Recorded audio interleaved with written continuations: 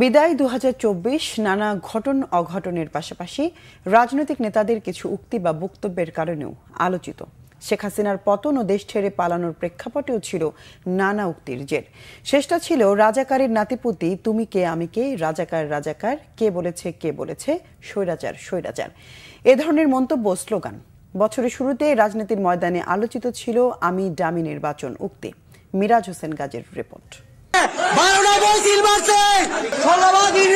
বছরের শুরুটা হয় দ্বাদশ জাতীয় সংসদ নির্বাচনের ডামাডোলে, আর বিরোধী দল ছাড়া এই নির্বাচন ঘিরে আলোচিত রাজনৈতিক উক্তি আমি আর ডামি নির্বাচন। নেত্রী বলেছেন যাদেরকে নমিনেশন দেওয়া হবে এর মধ্যে আবার আরেকজন ডামি ক্যান্ডিডেট রাখার কথা বলছেন।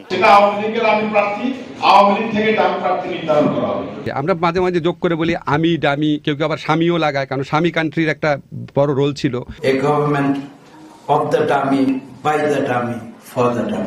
এই ডামি নির্বাচনের ফলাফল নিয়েও বেশ আলোচিত হয় ২৮ নাকি ৪০% ভোট।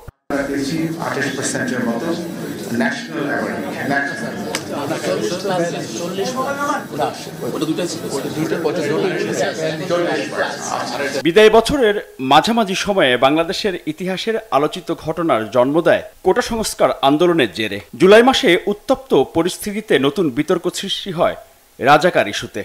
মুক্তিযোদ্ধাদের নাতিপুতিরাও পাবে না, তাহলে কি রাজাকারের নাতিপুতিরা পাবে? এই রাজাকার উক্তিটি আঘাত করে আন্দোলনরত শিক্ষার্থীদের মনে।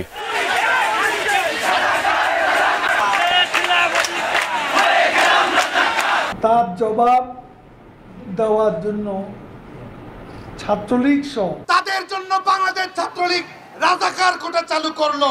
এদিকে দলীয় ব্যানারের বাইরে আন্দোলনে অংশ নেওয়া দল বিএনপির ভারপ্রাপ্ত চেয়ারম্যান তারেক রহমানের ১৮ জুলাইয়ের বক্তব্যটি সংগ্রামের উত্তাল ঢেউয়ে যুক্ত করে বৃহৎ রাজনৈতিক দলের সার্বিক সম্পৃক্ততার শক্তি।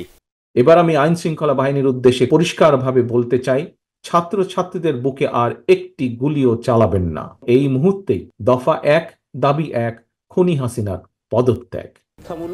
জুলাইয়ের শেষার্ধে শুরুতে আলোচনা, এরপর সমালোচনার ধারাবাহিকতায় বিতর্কের ঊর্ধ্বে উঠে হাস্যকর উক্তিতে রূপ নেয় তখনকার আইসিটি প্রতিমন্ত্রী জুনায়েদ আহমেদ পলকের ইন্টারনেট বন্ধ চালু তথ্য। গোয়েন্দা সংস্থা এবং আইন শৃঙ্খলা রক্ষাকারী বাহিনীর সহযোগিতার স্বার্থে আমরা প্রযুক্তিগত সহায়তা দিচ্ছি। শিক্ষামূলক দ্রুত আমরা ব্রডব্যান্ড চালু করছি। ইন্টারনেট বন্ধ করিনি, ইন্টারনেট বন্ধ হয়ে গেছে। আমরা ইন্টারনেট বন্ধ করতে বাধ্য হই। নাটক কম করো প্রিয়। জুলাই আগস্টের আন্দোলনে শেখ হাসিনার রাজাকার শব্দের বিতর্ক রীতিমতো শাখের করাত হিসেবে আবির্ভূত হয় তখনকার প্রধানমন্ত্রীর রাজনৈতিক ভবিষ্যতে। তুমি কে আমি কে, রাজাকার রাজাকার, তোমার বাবা আমার বাবা রাজাকার রাজাকার, তার মানে তারা নিজেদেরকেই রাজাকার হিসেবে পরিচয় দিল। আমি তো তাদের রাজাকার বলিনি।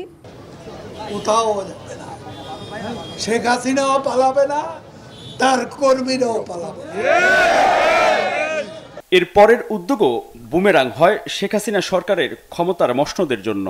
আন্দোলনরত ছাত্র জনতাকে গণভবনে আলোচনার আহ্বান জানিয়েও পতনের ঘণ্টার শব্দ থামাতে পারেননি শেখ হাসিনা। আমি আবারও বলছি যে আন্দোলনকারীরা যদি আলোচনা করতে চায়, আমি এখনও রাজি, যে কোনো সময় তারা আসতে পারে, আলোচনা করতে পারে, দরকার হলে তাদের গার্জিয়ানদের নিয়েও আসতে পারে। হাসিনা সরকারের পতন ঘণ্টা আরও জোরে সোরে বাজতে থাকে প্রিয় শহীদ মিনারে ছাত্র নাগরিকদের জমায়েতে এক দফা ঘোষণার মধ্য দিয়ে। ভবনের দরজা খোলা রাখতে হবে, আপনি দরজা খুলে অপেক্ষা করুন। আমরা সংলাপ নয়, আমরা আপনাকে উৎখাত করার জন্য আসব। ইতিহাস সৃষ্টি করা ৫ আগস্টের স্মরণীয় হয়ে আছে কিছু স্লোগান ও বক্তব্য।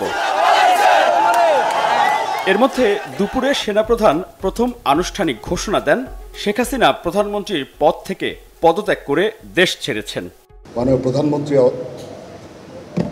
পদত্যাগ করেছেন এবং এখন একটা ইন্টারিম গভর্নমেন্ট ফর্ম করে আমরা আমাদের কার্যক্রম পরিচালনা করব। প্রিয় দেশবাসী, এমন বাস্তবতায় দেশের রাজনীতিতে প্রতিহিংসার সংস্কৃতির বাইরে উদারনীতির দৃষ্টান্ত স্থাপন করা বাক্যটি ছিল বিএনপির ভারপ্রাপ্ত চেয়ারম্যান তারেক রহমান। বাংলাদেশের সাহসী ছাত্র জনতাকে বিরচিত অভিনন্দন। বিজয়ীর কাছে পরাজিতরা নিরাপদ থাকলে বিজয়ের আনন্দ মহিমান্বিত হয়। আর আলোচিত ও নানা ঐতিহাসিক ঘটনার জন্ম দেয়া বিদায়ী বছর 2024-এর শেষে ব্যাপক আলোচিত সংস্কার নাকি নির্বাচন, কোনটা আগে? অন্তর্বর্তীকালীন সরকারের আগামী দিনের কর্ম পরিকল্পনার রোডম্যাপ ঘোষণার কথা শুনলেই যদি উপদেষ্টাদের চেহারায় অস্বস্তির ছাপ ফুটে ওঠে, সেটি হবে অবশ্যই গণ আকাঙ্ক্ষা বিরোধী। ঐক্যবিহীন সংস্কার কিংবা সংস্কারবিহীন নির্বাচন বাংলাদেশকে এগিয়ে নিতে পারবে না। ন্যূনতম যে সংস্কার প্রয়োজন একটা নির্বাচন করার জন্য, গ্রহণযোগ্য নির্বাচন করার জন্য, সেই সংস্কারটুকু করে আমরা নির্বাচনে যেতে চাই। রাজনীতিতে শেষ কথা বলে কিছু নেই, এটি খুবই প্রচলিত একটি উক্তি। আবার এই কথার কারণেই রাজনৈতিক ভবিষ্যৎ নির্ধারণও যে হতে পারে তা 2024 বড় উদাহরণ হয়ে থাকবে, এমন কথাও রয়েছে চলমান। পালাবো না, প্রয়োজনে ফখরুল সাহেবের বাসায় গিয়ে উঠবো, না হলে ঠাকুর গায়ের বাড়ি আছে না, ওই বাড়িতে গিয়ে উঠবো। আবার আমার ঠাকুরের বাসায় আসতে চেয়েছিলেন, ঠাকুরের বাসায় তো আসেন না, কোথায় আছেন ভাই? যে শেখ হাসিনা বা আওয়ামী লীগ কোনোদিন পালায় না। আরে তোরা তো পালাই আছিস। মিরাজ হোসেন গাজী, বাংলা ভিশন, ঢাকা। আসামির